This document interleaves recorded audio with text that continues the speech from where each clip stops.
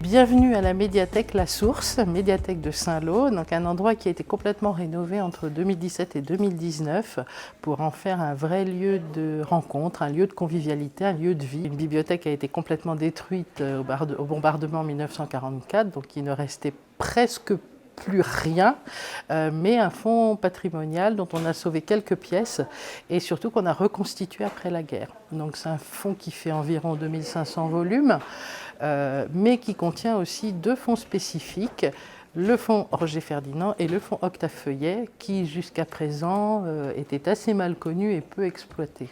On a eu la chance de bénéficier d'un projet mené par Normandie Livre et Lecture pour pouvoir aller voir d'un peu plus près ce qui se passait dans ces deux fonds-là. Et donc on a eu la possibilité d'accueillir Ludivine qui a fait un travail assez conséquent sur ces deux collections, un travail qui a duré 7 mois. On a découvert non seulement un contenu plus intéressant qu'on ne le soupçonnait.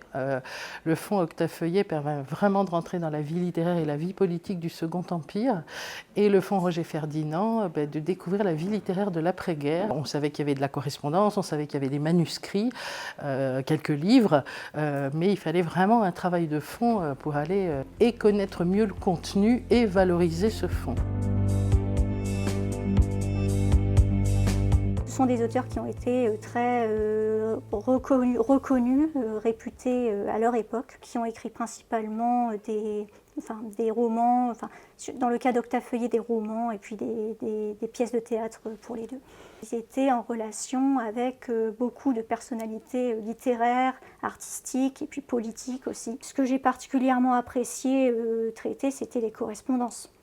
Parce que les correspondances, on va découvrir une multiplicité de personnes. On va retrouver aussi bien des auteurs célèbres, des célébrités comme Colette, Marcel Pagnol ou même Charles de Gaulle, ou même l'impératrice Eugénie dans le cas d'Octave Feuillet. Ludivine, elle a traité environ 3000 documents, on ne soupçonnait même pas qu'il y en avait autant dans le fonds.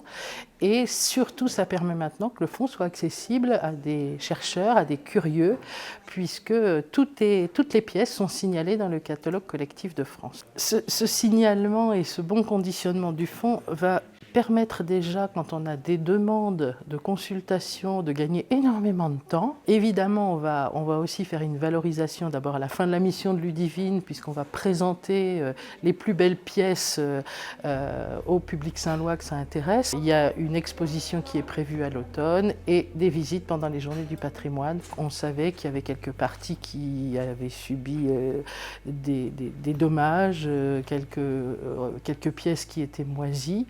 Le travail de Ludivine a permis effectivement de dépoussiérer, de vérifier que finalement l'état n'était pas si catastrophique que ça et d'organiser un conditionnement pour qu'on puisse le conserver pour encore plusieurs siècles.